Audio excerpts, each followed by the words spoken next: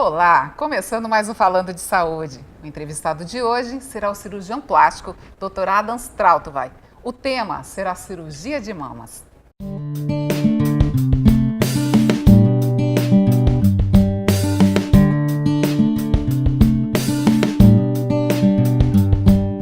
Olá, doutora Adam Strautwein, seja bem-vinda no Falando de Saúde, tudo bem? Oi, Cláudia, tudo bem? Sempre um prazer estar aqui com todos vocês.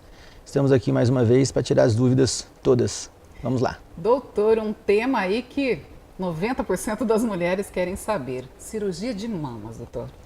Que bom! As mamoplastias, as cirurgias de próteses mamárias, as reduções mamárias, a cirurgia de mama é a segunda maior cirurgia realizada no mundo, né? O Brasil é o segundo maior país de cirurgias plásticas no planeta, perde apenas para os Estados Unidos. Em primeiro lugar vem as lipoaspirações e em segundo lugar vem as mamoplastias, as próteses mamárias, as reduções de mamas com inclusão de próteses. Isso é muito bom. A vaidade feminina, não só a cirurgia estética de mama, como as cirurgias reparadoras também, isso muda bastante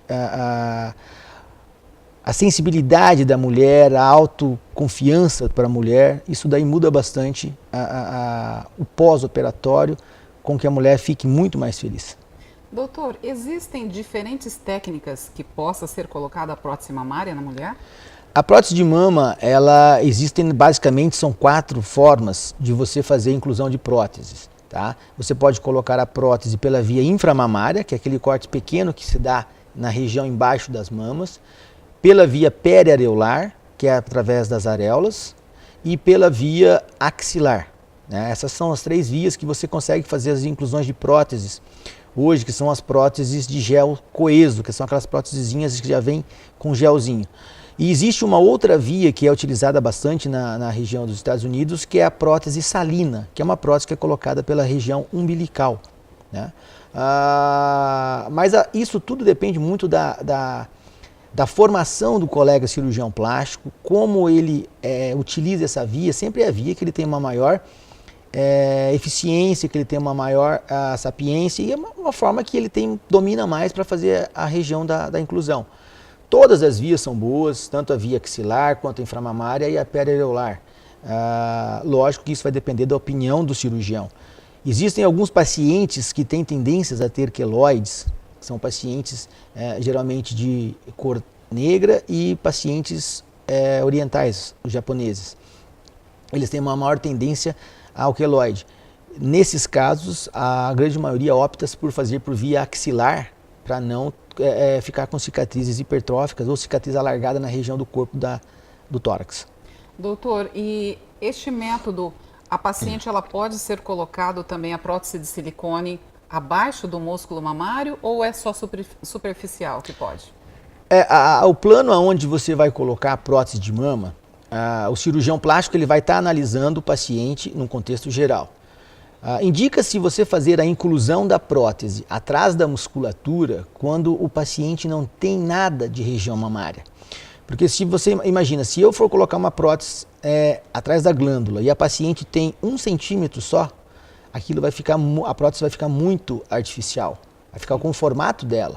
Por isso que você opta em colocar a prótese na região retromuscular, que é a região atrás da musculatura, porque ela tem um atapetamento, vamos dizer assim, ela forma um pouquinho mais espesso o cobrimento dessa prótese. Mas a via axilar, ela pode ser colocada tanto na frente da musculatura quanto atrás da musculatura, sem dúvida. Como a prótese inframamária também, você coloca embaixo ou atrás do músculo. Eu, particularmente, gosto muito da via axilar, mas isso daí depende muito do cirurgião. Doutor, e a paciente quando ela procura você no consultório, você que indica a quantidade, né, de prótese que ela coloca ou geralmente a paciente chega e fala, eu quero isso, doutor, vou colocar e ponto final? Isso daí acontece diariamente isso daí, né? A paciente chega e ela fala assim, às vezes, eu quero uma mama igual a que o senhor fez na minha amiga. Às vezes a gente não consegue fazer isso, Sim. Porque cada paciente tem um biotipo, cada paciente tem uma forma anatômica, cada paciente tem um tórax. Se você pegar uma paciente, uma modelo, por exemplo, ela tem 1,80 m, o tórax dela é bem compridinho e mais fino, mais estreito. Sim. Se você pegar uma paciente pícnica, que nós chamamos, uma paciente baixinha, ela tem um tórax mais achatado e mais largo.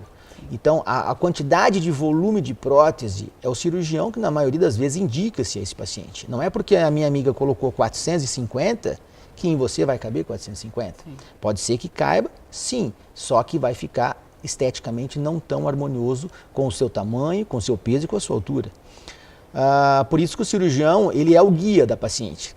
Quando você vai examinar a paciente, você coloca ela em frente ao espelho, você pergunte a ela se esse tamanho está bom, ou examinando a paciente, você vai ter uma noção do que ela almeja ter em volume e projeções de mama. Mas a grande maioria, você entra num consenso. Né? Existe também algumas vezes, a paciente fala, olha, eu quero uma mama pequena, mas o meu esposo quer uma mama maior. Então você fala assim, vocês vão para casa, vocês decidam, porque no último caso eu sempre vou ter que escutar ela. Sim. Né? A voz da mulher é soberana sobre a voz do marido. Imagina-se que se um dia ela separa desse marido, ela vem para você e fala, doutor, essa prótese ficou pequena porque o senhor escutou meu esposo e não me escutou. Exatamente. Então, sempre a voz da mulher é soberana. Se ela fala assim, eu quero uma mama maior, o cirurgião já tem uma noção, um feeling de quanto ele vai incluir de prótese. Se é uma prótese de 450, de 500, de 320, depende da quantidade, do formato desse paciente. Doutor Adams, geralmente as mulheres, elas têm, praticamente todas, né, as mulheres, elas têm um seio maior do que o outro. Quando o doutor faz a cirurgia, o doutor corrige essa diferença? Sim, a gente analisa a mama da mulher como um todo. Tá? Existe um trabalho na literatura médica que a mama esquerda do paciente, da mulher, geralmente ela é maior em 70% dos casos. Mas isso não é uma coisa irrelevante. Em pequena quantidade, 10, 15 ml, vamos dizer assim, quase que imperceptível. Quando você tem uma percepção pequena, uma quantidade pequena de alteração, o cirurgião acaba corrigindo isso somente com a alteração da prótese. Eu coloco uma de 350 de um lado e uma de 325 do outro, e você corrige essa dismorfia, vamos dizer assim, essa alteração das formas. Quando o paciente tem uma alteração muito grande de volume, uma mama bem maior do que a outra, e se tiver queda nessa mama, aí nós temos que reduzir, e nós procuramos sempre, colocar uma prótese do mesmo tamanho. Porque as próteses, às vezes, elas dão uma alteraçãozinha na base, na projeção, no volume, quando você muda muito o volume. Se você colocar uma de 200 numa mama e 350 na outra, você pode ter uma alteração no pós-operatório. Elas vão ficar um pouquinho diferente. Então, geralmente o cirurgião prefere colocar as duas próteses na mesma quantidade. Doutora, a paciente jovem que procura o senhor no consultório por volta aí de 17, 18 anos, né? E o doutor coloca prótese nessa paciente. No futuro, ela pode amamentar os filhos? O que orienta aos pacientes mulheres são da seguinte forma. Hoje em dia é normal a mulher jovem procurar um cirurgião plástico para fazer essa cirurgia de inclusão de prótese mamária. A gente sempre orienta que você só vai ter a certeza de que você vai amamentar quando você tiver seu primeiro filho. É difícil você dizer ao paciente assim, olha, eu te garanto que você vai amamentar. Existem mulheres que nunca colocaram próteses mamárias e tiveram dificuldades na lactação, na amamentação. Como tem mulheres que já colocaram próteses 3, 4, trocaram as próteses 2, 3 vezes e amamentam normalmente. E isso pode ser uma alteração hormonal, alguma alteração do corpo feminino. Então, a gente só vai ter a certeza que essa paciente vai amamentar quando ela tiver o primeiro filho. Doutor, também tem uma pergunta que nós recebemos, aquela paciente que ela tem a mama grande, né, ao mesmo tempo caída, e ela perdeu esse peso. Qual é a técnica, né, que vocês cirurgiões usam neste caso? Primeiramente, a gente vai analisar a quantidade que se tem de retirada, fazer a retirada da mama. Você retirar da mama 1 quilo e você tirar 100 gramas, são técnicas diferentes que o cirurgião vai optar, por causa das incisões nesse tecido mamário. Eu não vou fazer uma cirurgia numa paciente que tem uma queda muito grande e fazer um cortezinho pequeno. Obviamente ela vai ficar com uma incisão que é um cortezinho um pouquinho maior. A gente opta sempre, o cirurgião, em fazer a redução mamária e colocar uma prótese de mama. Em quais pacientes? Na grande maioria são os pacientes que já tiveram filhos, que têm-se toda a prole definida, que não pretende ter mais filhos, né? Então, acima de 40 anos, o cirurgião ali te retira um pouquinho de tecido mamário a mais e troca pela prótese, porque a prótese ela vai ficar no lugarzinho.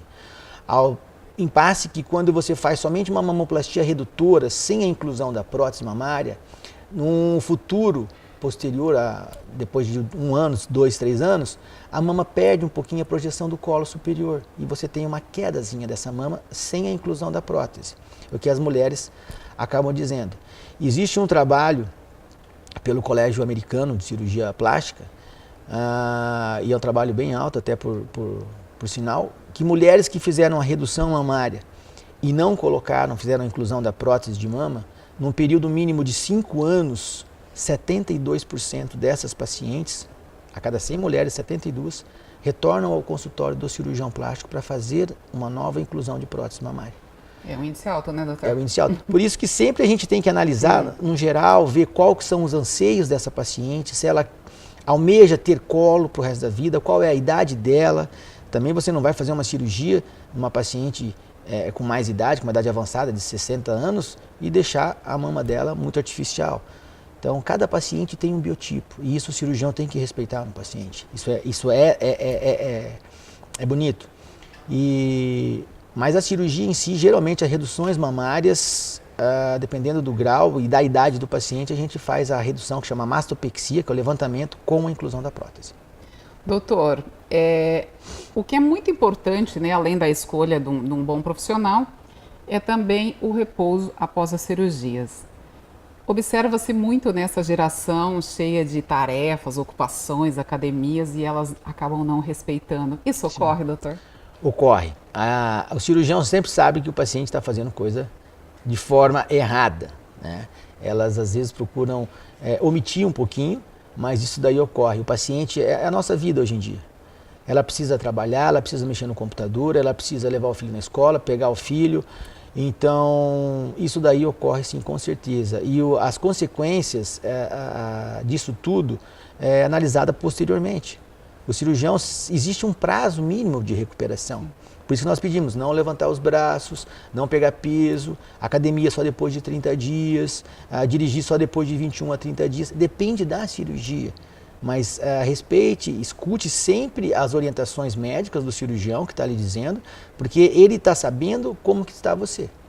Então, às vezes o paciente passa toda semana no consultório, ele tem uma noção, olha, agora você já pode levantar seus braços, agora você já pode pegar um peso maior. E isso é comum acontecer. E isso daí, às vezes, o resultado posterior, a cicatriz depois fica um pouquinho alargadinha, aí o paciente depois acaba se arrependendo das coisas que fez de forma errada antes da orientação médica. Doutor, você como cirurgião plástico, você tem uma dica que você gostaria de deixar às pacientes, né, que estão nos acompanhando e que querem fazer cirurgias plásticas? A cirurgia plástica, ela vem para mudar bastante a mulher, né? A autoconfiança dessa mulher, isso muda a vida dela. Tem pacientes que não tem nada de tecido mamário, após colocar a prótese de mama, ela começa a ficar menos inibida, menos introspectiva, começa a conversar mais na escola, com relação com o namorado.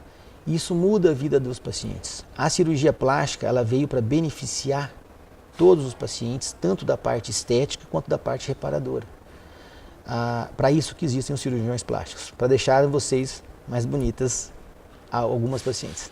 Que bom que vocês existem, né, doutor? Que ótimo. Doutor Adams, obrigada pela sua participação aqui no Falando de Saúde, né? E que em breve possamos ter a sua presença novamente. Sim, eu que agradeço você, agradeço a todos e logo, logo estaremos novamente.